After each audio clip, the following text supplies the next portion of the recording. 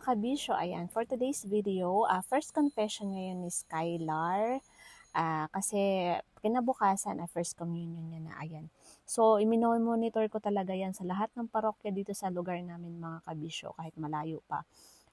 Hiningi ko na yung mga numbers nila para sa announcement ng first communion kasi pinakamahalaga talaga yun. Kasi yung school nila hindi nagpapaano ng ganyan kasi Christian sila.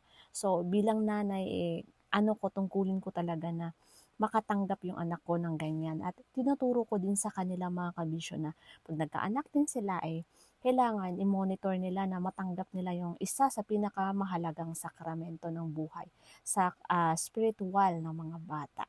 Hanggang sa paglaki, ang makasal, isa sa sakramento ang makasal, sikapin kahit saang simbahan ay mabasbasan yung pagsasama.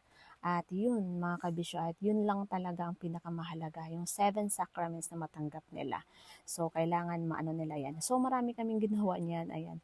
Si tatay, syempre siya ang driver, kailangan natin pakapihin kasi baka hindi umapak yung premo pag naapakan kasi wala na siyang lakas. So mahilig talaga siya sa kape mga kabisyo. So kailangan natin yan. Yan na lang yung parang treat sa kanya. Kahit sinasabi kong bawal na wag lagi, yun ang gusto niya wala tayong magagawa. So, ayan, umuwi muna kami doon para mag-relax after namin doon sa confession ni Sky. Nag-rent na rin ng barong. Ayan, nag-relax muna kami dyan sa bahay. Okay, so, At ang i-follow kagandahan nyo may rin po. maasahan naman ako Even doon po, sa recommended naman po sa 1,000. So, shop. i-follow nyo rin So, po, ayan. parang assurance na rin po yun. Relax muna ako. Pero Meron hindi ko pa din rin yung maiwasang But tawagan ako anyway ni po, hopefully, manager. contact nyo rin yung mga reference na ibibigay ko sa inyo para at least maumpisan nyo na rin po mag-update ng mga kaibig. Kasi basically, yun yung may importanteng role talaga sa mga ads. Okay po. Okay? Kasi gamitin natin siya sa pagpila ng HKP, ng community interaction, at saka sa GMP din. Okay? So, yun lang po muna for now, Ms. Gretchen. And Okay. so, ang gusto lang po sana is makonfirm natin kung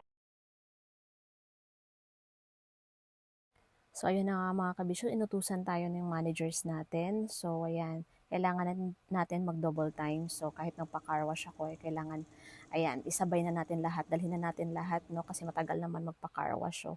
So, sayang yung oras. Ayan, dumaan na rin ako mga kabisyo dyan sa ating, ganyan ako mga kabisyo pag may lakad. Kailangan isahan na, isabay na lahat kung anong way yan. Kailangan din natin ng konting, lang naman sa balat natin, konting glow.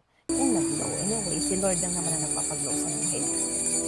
Ayun na mga kabisyo, nagtagumpay tayo, no? Laban sa yung maraming balakid mga kabisyo kasi na-postpone yung yung communion ng 1 week pa. So, ayan, so nagkasakit siya dyan mga kabisyo. Buti na lang, Lord. Thank you, Lord. Hindi mo kami pinabayaan. Ayaw talaga ng demonyo na magtagumpay tayo sa ganyan, no? Kasi pinakamahalagang sakramento yan na kailangan ng mga kabataan, mga bata na isa sa mga sakramento hanggang sa pagtanda ay yung makasal, binyag, isa dyan. So, mga kabisyo yun. So, masayang-masaya kami. Ayan. To support her, nandyan kami lahat. Si Ate Sam, si Sky, si Tatay, ayan, walang pasok. So, ayan. So, sinabay na namin yung kailangan bilhin. Ayan, 3 years bago nasundan yung sapatos niya anyway. Thank you, mga kabisyo. God bless us all. Bye-bye.